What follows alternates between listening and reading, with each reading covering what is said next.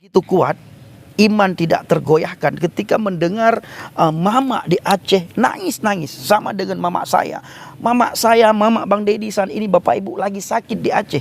Nangis kami mendengar kabar mama kami berdua nangis di Aceh karena memikirkan kami. Ditambah lagi besok hari Lebaran pertama. Ditambah lagi besok hari Lebaran pertama. Haleluya, haleluya. Assalamualaikum bismillahirrahmanirrahim. Salam Aki. Aku kabarkan Injil keselamatan untuk seluruh saudara saya, teman, sahabat, kerabat saya yang ada di Aceh. Nah, Bapak Ibu dikasih Tuhan, ketemu lagi dengan saya Evangelis Avraham Effendi Usman. Bagaimana kabar saudara semuanya? Haleluya, luar biasa. Dalam minggu ini Bapak Ibu beredar lagi, dalam minggu ini Bapak Ibu viral lagi Murtadin Aceh, di mana kami para Murtadin Aceh selalu memberitakan Injil, selalu menceritakan tentang kasih Tuhan, selalu menceritakan bagaimana Tuhan memperkenalkan diri kepada kami, bagaimana kami ditangkap oleh Tuhan, bagaimana kami dijamah oleh Tuhan, dan bagaimana kami dilawat oleh Tuhan. Nah, sehingga lawatan Tuhan, jamahan Tuhan kepada kami meninggalkan iman kami dan kami berani mengambil tindakan murtad dari agama Islam. Ketika Bapak Ibu membayangkan bagaimana Aceh Serambi Mekah yang sangat terkenal dengan Islam, yang kental sekali dengan Islam. Semua orang Aceh itu beragama Islam Bapak Ibu. Tidak ada orang Aceh yang murtad. Nah, kalaupun ada orang Aceh yang murtad seperti saya dan Bang Dedi Saputra dan juga Bang Aliuddin bin Zainul Abidin dan juga teman-teman yang lain yang tidak kita sebutkan nama mereka satu persatu, seperti Kak Cut Fitri juga yang saat ini sudah murtad dari agama Islam, berwarga Aceh, itu kami bayar harga luar biasa. Nah, kami berani murtad ketika kami menyadari keselamatan. Maka cacian, makian, hinaan tidak membuat iman kami goyah sedikit pun. Paling-paling kami sedih ketika kami teringat dengan saudara kami yang ada di Aceh. Ketika kami teringat dengan orang tua kami yang ada di Aceh.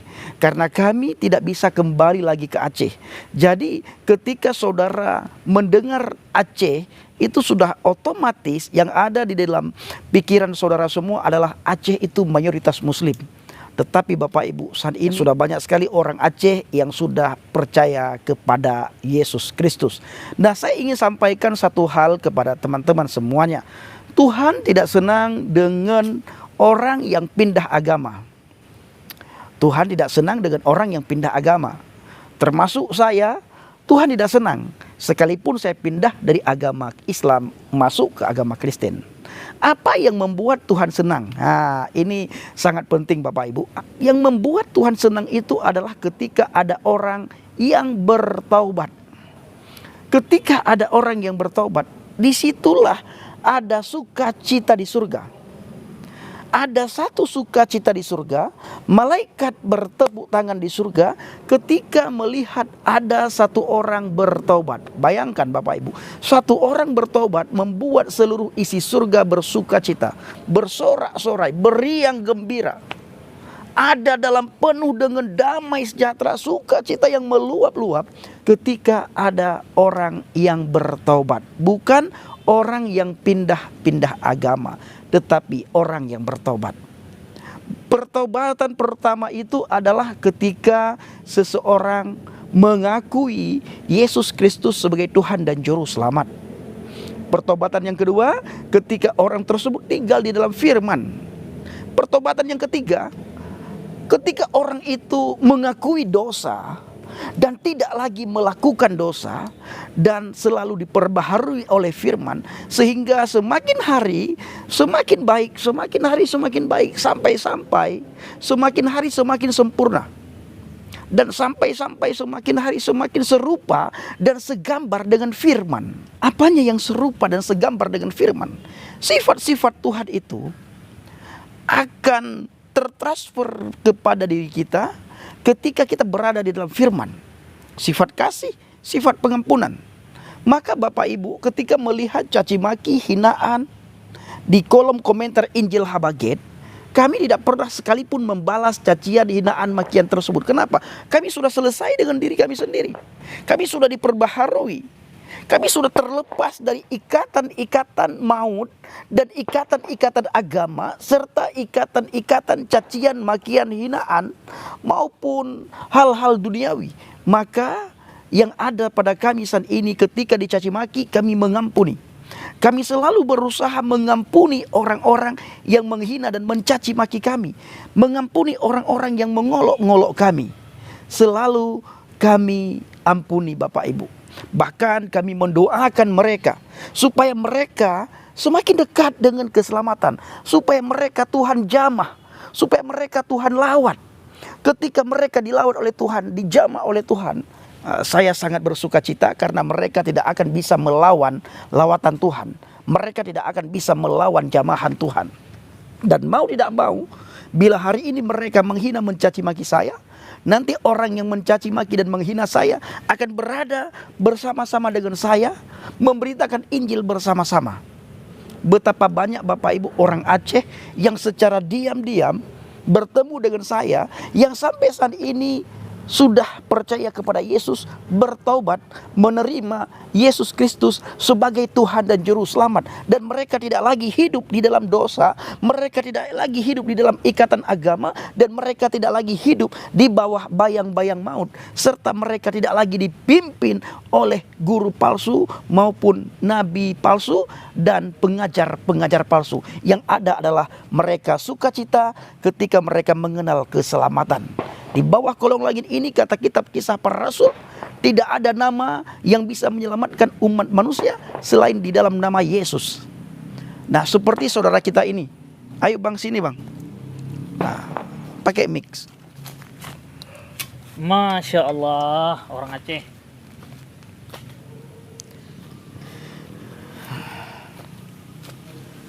Nah, seperti saudara kita ini Bapak Ibu. Saudara kita ini bertaubat, percaya kepada Yesus, tidak lagi hidup dalam dosa, tidak lagi hidup di bawah bayang-bayang maut, tidak lagi hidup di dalam satu agama yang sudah mengikat beliau dari tahun pertama sampai tahun berikutnya, sampai beliau pada tahun 2013 menjadi orang percaya, lepaslah, bebaslah dari ikatan agama. Dan begitu ketemu dengan kita, bergabung dengan Habaget, kita semakin kuat, semakin menggebu-gebu memberitakan firman Tuhan, memberitakan Injil. Kalau dulunya Bapak Ibu, beliau berpikir saya sendiri, saya lelah, saya capek, tidak ada teman. Ternyata ketika beliau ketemu dengan saya dan kita sharing banyak hal, wow, luar biasa. Kita banyak kesamaan dan banyak kerinduan kita mirip. Ya, akhirnya kita bergandengan tangan, berjalan bersama-sama, memberitakan Injil, memberitakan firman Tuhan, sekalipun diolok, dicaci maki dan difitnah. Bang Dedi, apa yang membuat Bang Dedi begitu tegar, begitu kuat, iman tidak tergoyahkan ketika mendengar mama di Aceh nangis-nangis sama dengan mama saya. Mama Bang Dedi saat ini Bapak Ibu lagi sakit di Aceh. Nangis kami mendengar kabar mama kami berdua nangis di Aceh karena memikirkan kami. Ditambah lagi besok hari lebaran pertama. Orang tua kami di Aceh nangis-nangis. Ya Bang Dedi, apa yang membuat Bang Dedi sampai hari ini masih bertahan dan tidak mau kembali ke agama Islam? Karena saya menemukan sesuatu yang gak pernah saya dapatkan sebelumnya. Wow, apa itu Bang? Bagaimana kalau saya bilang tadi, besok hari yang fitri. Iya. Kita akan meraih hari kemenangan setelah berpuasa, menahan haus dan lapar 30 hari lamanya. Besok kita akan meraih hari kemenangan. Tetapi kemenangan itu hanya diperoleh setahun sekali. Sedangkan di dalam Isa Al-Masih adapun Yesus Kristus, saya memperolehnya sekali untuk selama-lamanya sampai saya mati nanti. Itu damai sejahtera yang saya peroleh. Kemenangan yang sebenarnya. Iya. Sukacita luar biasa. Sukacita yang luar biasa. Dan apa yang membuat Bang Dedi begitu sukacita? Karena bagaimana nggak sukacita ya?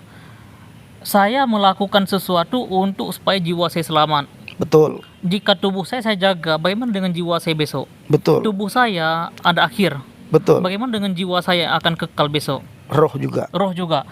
Saya harus menjaga itu supaya bisa selamat. Hanya saja cara saya sebelumnya itu tidak berbanding terbalik dengan kemungkaran yang saya lakukan. Saya melakukan dosa setiap hari, tapi berapa banyak pahala yang berapa banyak kebaikan yang saya lakukan untuk menghasilkan pahala. Apakah ada berhasil? Kira-kira Bang Deddy kalau begitu, mana dalam sehari dosa, bila dibandingkan antara dosa dan pahala, mana kira-kira yang paling banyak Bang Deddy lakukan? Ya jelas dosa, minimal dosa berbohong dan kesal. Betul. Kesal itu paling nggak menyimpan sakit hati kan? Iya. Jadi ketika Bang Deddy menemukan keselamatan, disitulah ada sukacita yang meluap-luap dalam diri Bang Deddy. Ketika saya tahu kalau bahwasannya darah Yesus itu lambang sebagai pengorbanan pengampunan dosa untuk umat manusia, di situ saya bersujud syukur sekali. Haleluya. Itu 2012 saya tahunya. 2012 saya tahu, dan 2013 saya putuskan tanpa bertanya lagi, saya langsung putuskan harus ke Medan, saya harus jadi murid Yesus, saya harus jadi pengikut Yesus. Ya, tahun 2013 ya. Oke. 2012 mulai melirik Kekristenan, 2010 mulai melirik Kekristenan, 2013 ambil keputusan. 2012 mendapatkan pengetahuan yang sebenarnya. Yang sebenarnya, dan 2013 ambil keputusan harus jadi murid Yesus. 2015 akhir saya menjadi pengikut Kristus. Haleluya. Melirik-lirik pengikut Kristus, dan 2016 saya dibaptis. Dan 2017 saya ambil keputusan menjadi pengikut Kristus yang sejati, tidak lagi tinggal dalam agama Kristen dan tinggal dalam Kristus. Dan saya mulai bergerilya memberitakan Injil, pergi kemana-mana. Dan tahun 2022 ini bertemu dengan saya. Dan puji Tuhan, coba brother lihat berapa banyak orang yang nonton hari ini live kita. Betul. 8.991. Nah, Bapak Ibu, live di TikTok hari ini. Live di TikToknya Bang Deddy, kita bikin TikTok Dua Penyadar, Bapak Ibu ya. Dua Penyadar itu TikTok kami. Di situ ketika kami live, kadang-kadang saya tidak ikut live karena kesibukan yang lain. Bang Deddy yang ikut, yang selalu melakukan live di situ. Banyak sekali saudara-saudara kami yang ada di Aceh yang hadir di bawah kolom komentar TikTok Dua Penyadar. Mereka caci maki, mereka hina, mereka kata-katakan dengan kata-kata yang sangat kotor. Padahal ini bulan puasa, bulan yang penuh makfirah, bulan yang penuh pengampunan.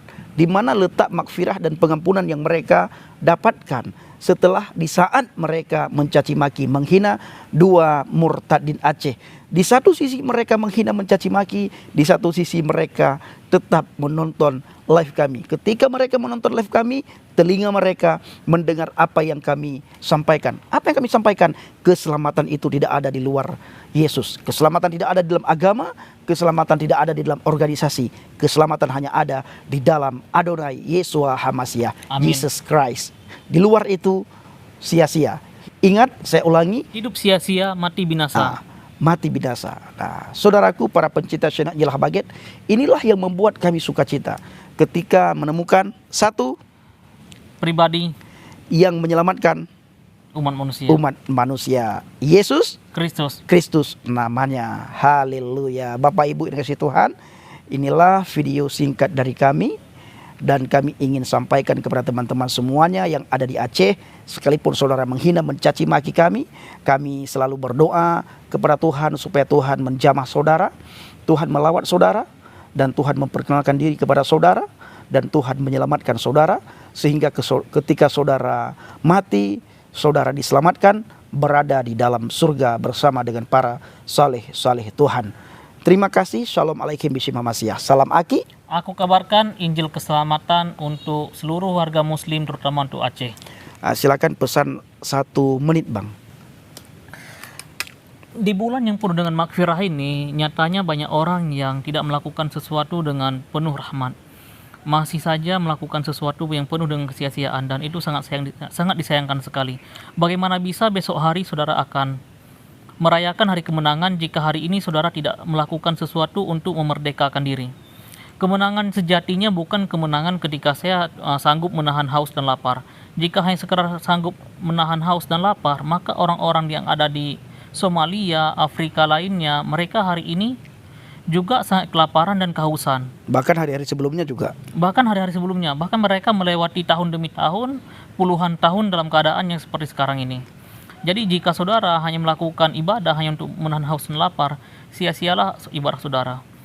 Dan dikatakan juga di salah satu hadis bahwasanya iblis atau jin diikat di bulan puasa. Namun kenyataannya di bulan puasa ini penuh dengan amukan massa.